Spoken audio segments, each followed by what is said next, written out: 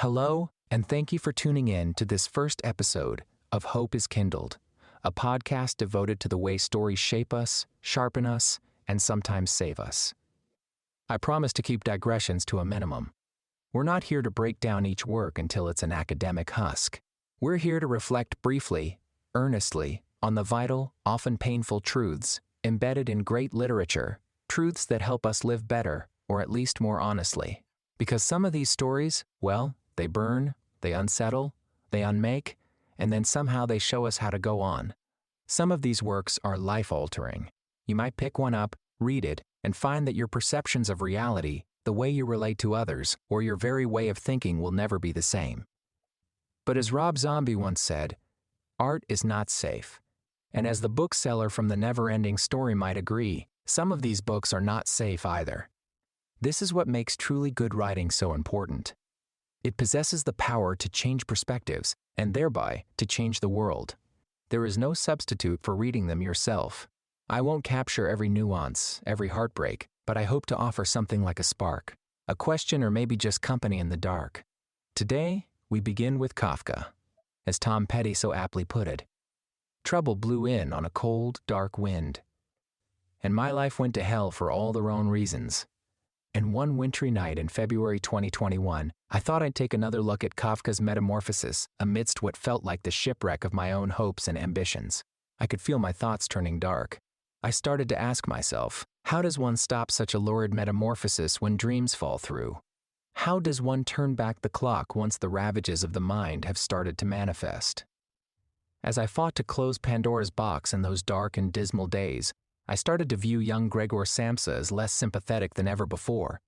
No longer the victim of some perverse accident or some Kafkaesque conspiracy, I instead saw young Gregor's transformation for what it really was to understand. It is important to start with the author himself, with a degree of humility and self-reflection. Born in Prague in 1883, Franz Kafka was a German-speaking Jew in a Czech-speaking world.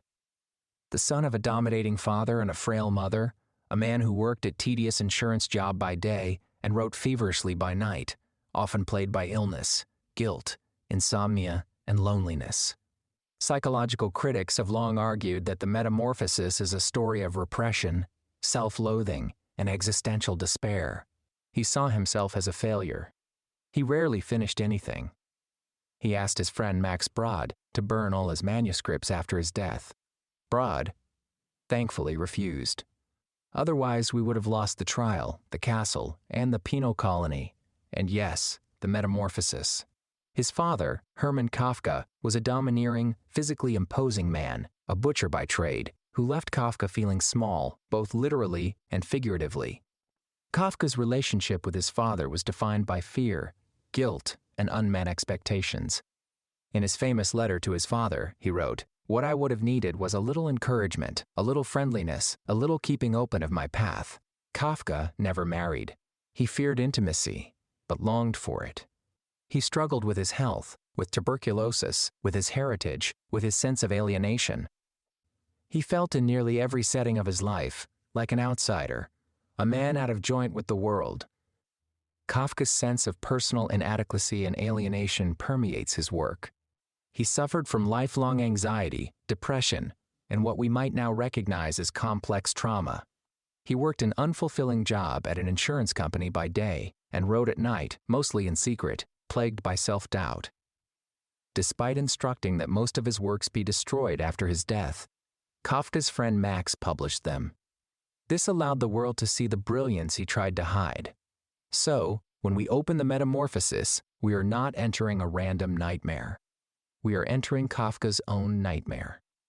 In the Metamorphosis, Franz Kafka's most famous work, we meet Gregor Samsa. For those who have not read this infamous tale, Gregor is a traveling salesman who wakes up one morning to discover that he is transformed into a giant insect. The horror, however, is not so much the transformation itself, but what follows. Gregor Samsa, the dutiful son, the exhausted breadwinner, doesn't question why he's become an insect. He simply worries that he's going to be late for work. This reaction is in itself a tragedy, because long before his body changed, something inside him had already been twisted. The transformation is not just physical, it's symbolic. Paul Johnson, in Why Kafka is Not Kafkaesque, argues that Gregor's transformation is a tribute to the power of hate. His desire to be perfect and his inability to fulfill that wish would create a hatred so intense, it warps him in mind and body. In other words, Gregor isn't just a victim. He is a person consumed by self-hatred, by the impossibility of fulfilling both his own expectations and those of others. In this reading, the monstrous insect is not the punishment. It is the truth made visible. Deconstruction invites us to question the binaries Kafka sets up and then destabilizes human versus non-human, victim versus monster, love versus obligation, speech versus silence. Gregor cannot speak. His words are now only terrifying animal sounds.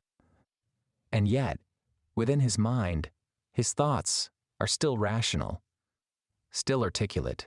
Kafka asks us, is he still Gregor? If he cannot be understood?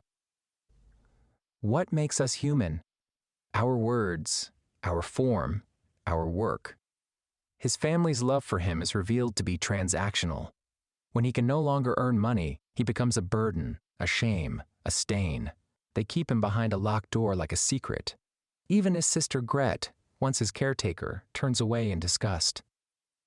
Isolated in his room, Gregor becomes an object of shame, unspoken, unseen, and ultimately, unwanted.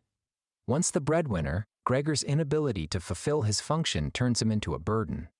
His family's love fades. He withers physically, emotionally, existentially, and finally dies alone and unloved. His slow death, a kind of starvation, emotional and physical, brings relief to the family. They go on with their lives lighter now that the burden is gone. That, too, is part of Kafka's horror. Not just the grotesque, but the banal cruelty of survival. And yet, I keep returning to the title of this podcast. Hope is kindled. Where is the hope in the metamorphosis? It's certainly not in Gregor's fate, but maybe it lies in what Kafka leaves unsaid. You see, Kafka doesn't end the story with Gregor's death. He ends it with the family. They leave the apartment. They walk into the sun. His sister Gret stretches her young limbs. There is life beyond the horror. It is not unambiguously redemptive, but it is forward motion. And even within Gregor's own decline, there is something to learn and perhaps something to reclaim. So, what happens after a transformation? What happens when we wake up one day, not as an insect, but as someone unrecognizable to ourselves? Franz Kafka shows us what can happen when we don't speak, when we bury our discontent, when we disappear into duty, in denial. Failing in his life's mission, Gregor is consumed by that self-hate. It ravages him down to the fibers of his soul, eroding his self-love and turning him into his own worst enemy. Gregor's denial of the problem, his refusal to face his own collapse, reminded me of a quote, perhaps falsely attributed to the Buddha. No one saves us but ourselves. No one can, and no one may. We ourselves must walk the path. Whether or not it is truly Buddhist, it is apropos. It is possible that you too are experiencing built-up frustration because your life is not meeting your expectations, or you are not living up to the standards you think others have for you. Unhealthy relationships and past experiences often feed that frustration. When someone feels vulnerable or triggered by old wounds, anger can become a mask, a way to hide pain that hasn't healed. If you can identify that past experience still shaping your present in quiet, corrosive ways, you have to face it. Face it head on, so you can let it go. We must ask what might have happened if Gregor had spoken up before the change. What if he had resisted the weight of duty, the dehumanizing job, the guilt, the silence? Suffering? What if, when he began to unravel, he had named it, reached for help before his soul turned to chitin and legs? Kafka never says, but he shows us the cost of staying silent too long. We cannot wait for metamorphosis to wake us up. We must notice the symptoms before the skin splits. We must speak before we disappear. And that, strange as it sounds, is why the metamorphosis is one of the most hopeful stories I know. Not because Gregor is saved, but because we are warned. In our next episode, we'll consider a very different voice. One that insists that our salvation lies not in conformity or silence, but in the fierce, unshakable belief in the self. Ralph Waldo Emerson. Fiery, eloquent, radical, offers a defiant answer to the question Kafka leaves hanging, where Kafka's Gregor dissolves under the weight of other people's expectations. Emerson's self-reliance dares us to break free of them altogether, he writes. Trust thyself. Every heart vibrates to that iron string. In our next episode, we'll explore what that means and why Emerson believed that honoring our inner voice is not only a moral imperative, but the first step toward a life of meaning and joy. Until then, read deeply, speak truly, and remember, hope is kindled.